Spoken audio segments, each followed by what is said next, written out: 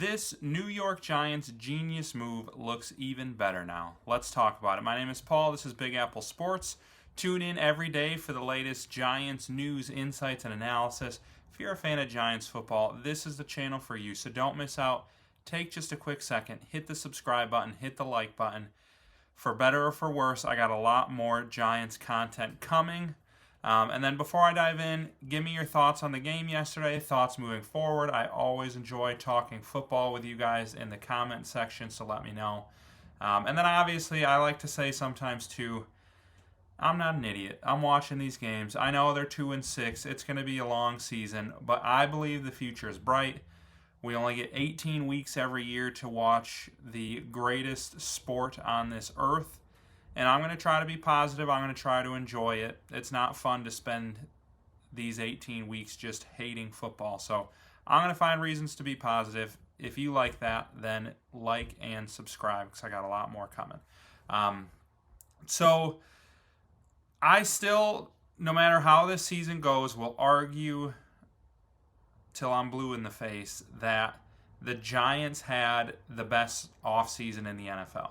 And I know it's not going to pay quite as big of dividends this year as we would like, but having Jackson Dart, having Abdul Carter, Cam Scadaboo, prayers up for him.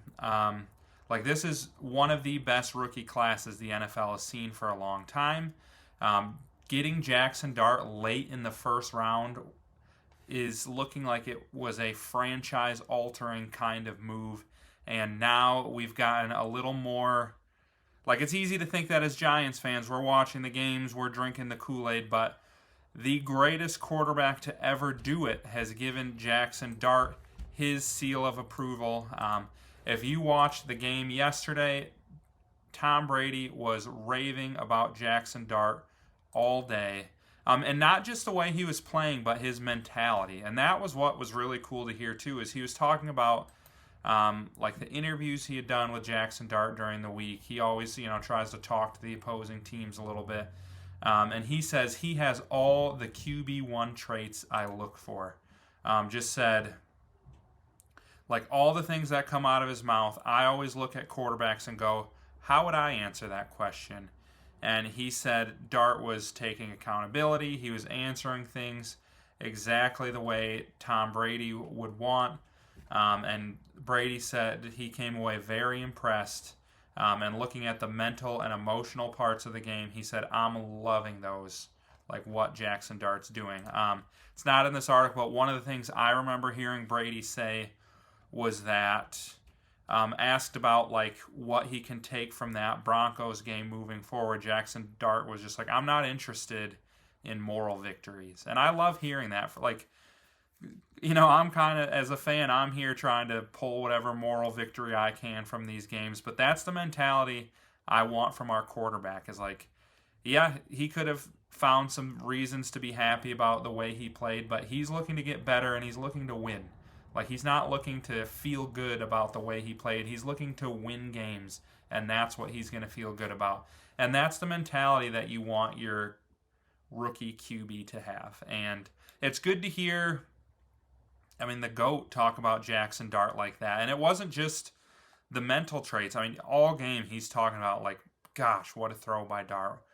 He's just so talented. Brady could see it.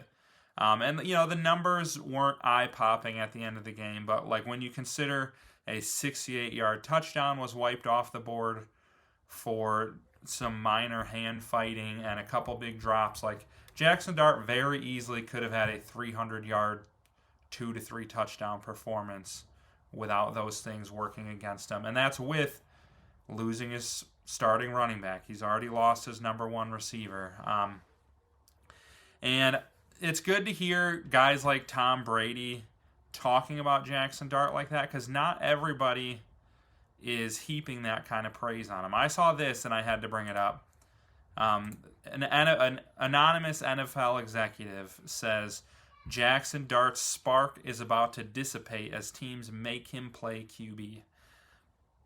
I don't even know what that means. I'm not sure what position he's been playing, but apparently this anonymous executive told The Athletic's Mike Sando that after the collapse against the Broncos, when you lose a game like you just did, allowing 33 points in one quarter, I feel like you do not recover. I don't remember Jackson Dart allowing 33 points in the quarter. I mean, that feels like a defense issue. Then he said, I feel like now teams are going to have a good feel for who this quarterback is, and that magic he had from going in there and being the spark is about to dissipate because teams are going to play quarterback.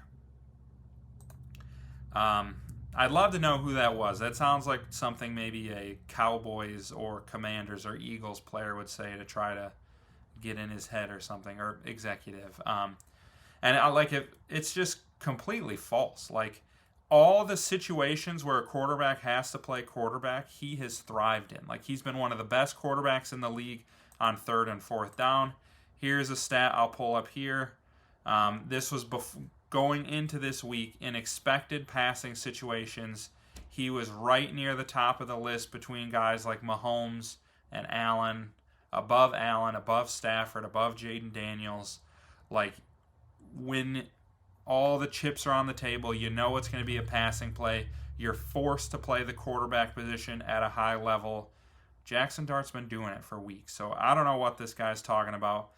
I think a lot of times we look into these like anonymous executives a little bit too much.